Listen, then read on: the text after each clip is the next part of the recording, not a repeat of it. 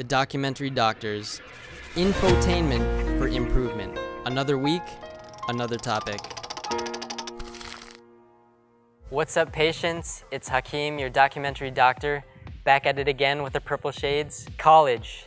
There is but one reason why people go to this mystical place. And no, I know what you're thinking. It's not to party every day. At least, not according to the parents. According to them, it's to acquire a degree with which to get a good job. Sounds pretty straightforward, right? Well, then why doesn't everyone do it? Although most quality jobs require at least a bachelor's degree, there still exists plenty of deterrences to going to college. According to the US Department of Education, roughly 41% of students who start college don't even finish. Like most things in life, there are plenty of pros, cons, and obstacles surrounding it. Boom, new location, just as you were getting bored, am I right?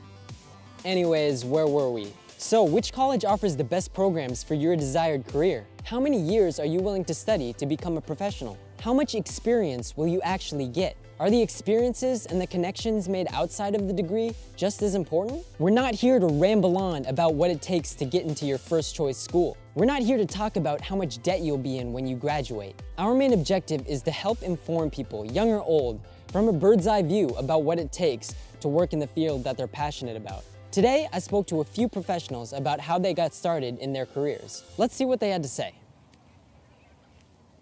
My name is David Scarpetta. I'm in online marketing and business development, and I've been doing it for well over a decade at this point. Hi, my name is Joyce, liu-countryman, and I actually have two careers. I'm a human resources consultant with over 12 years of experience in human resources, and I'm also a film producer. I went to college, but I went there and then I left it. Pretty much just as fast as I went. So I did attend college. In fact, I went so far as to get my master's degree in clinical psychology and even go on to 3 additional years of doctoral studies. It wasn't for me. You know, I don't want to be forced into a certain learning pattern. I definitely benefited greatly from going through a graduate degree and undergraduate because it taught me how to learn and it taught me how to answer questions, like really problem solve in a smart way.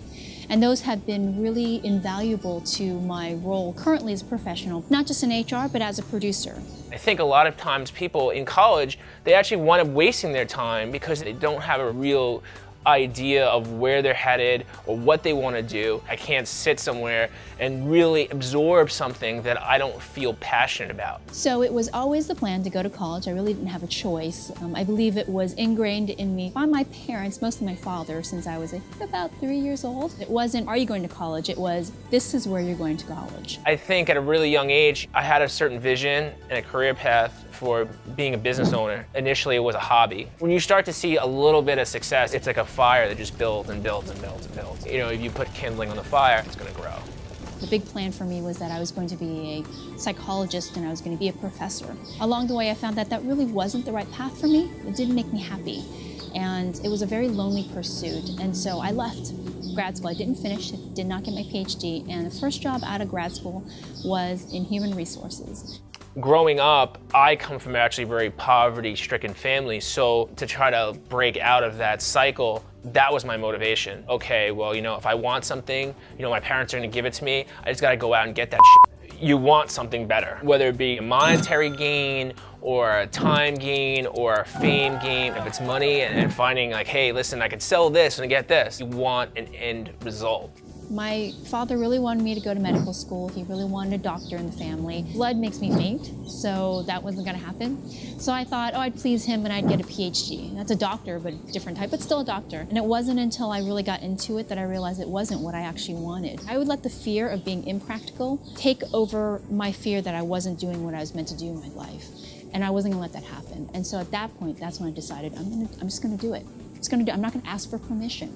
And I'm not going to ask for forgiveness. I'm just going to do it. I wish that my parents had been more open-minded and encouraged me to be an artist as opposed to being practical and doing things that would give them prestige. I have a son now, and so I encourage him to pursue what his passions are because I want him to find joy in what he does, not just obligation. Making that decision to transition to being an artist was a very, very difficult choice. And I'm still not totally in there yet because I still have my day job as an HR consultant, so I still have my practical side. In America's workforce, you have something to prove, right? So on paper, they want to know that you've gone through formal training, that you have some type of basic experience, right? At the end of the day, do you need a degree to be successful, to make a difference in your industry? I don't think so.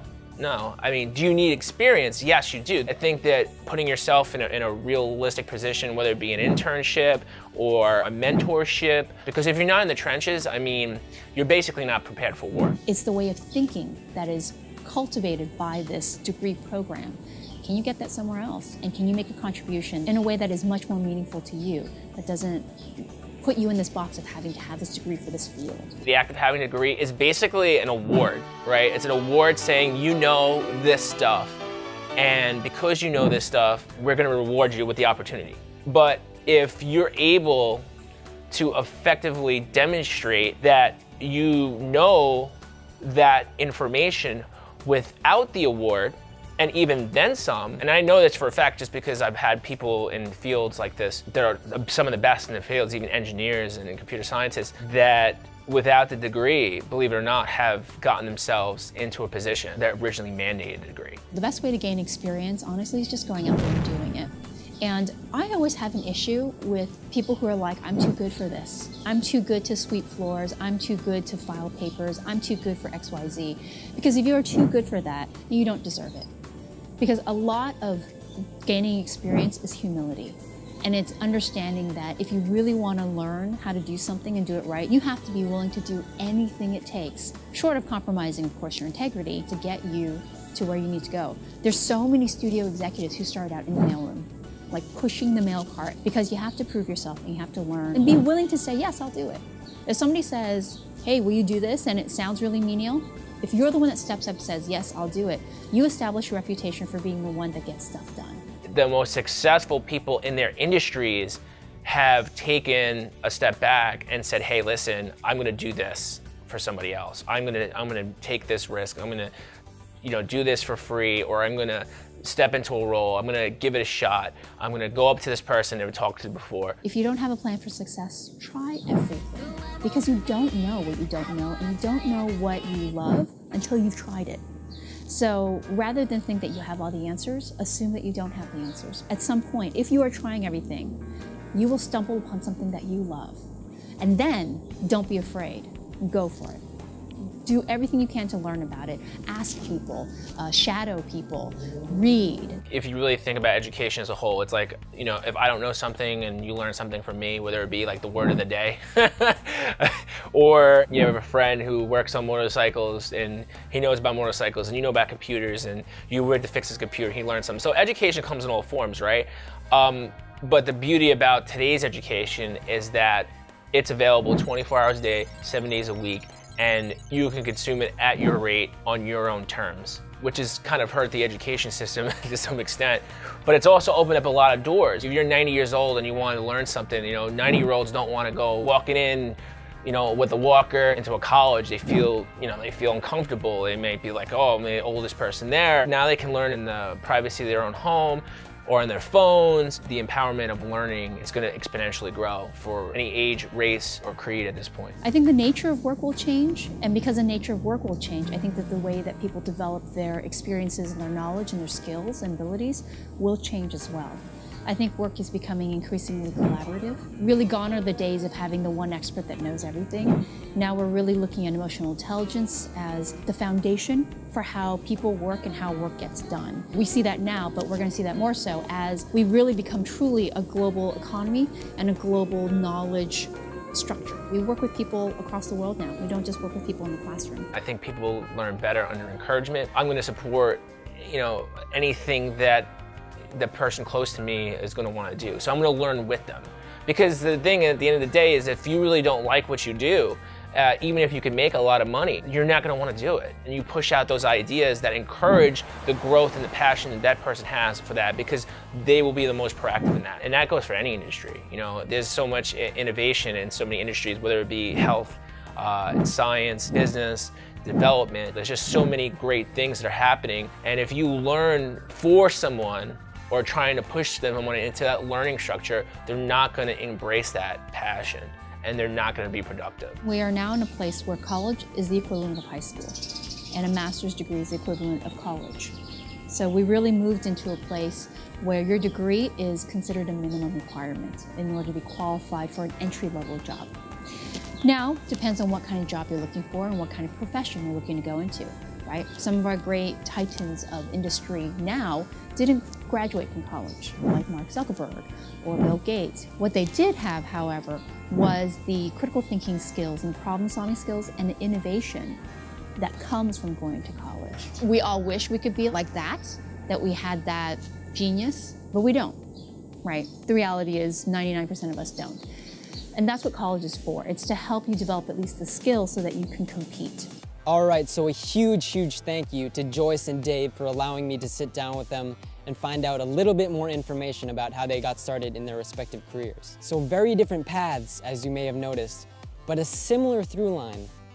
Follow your passion. It depends on the type of field that you want to go into, of course.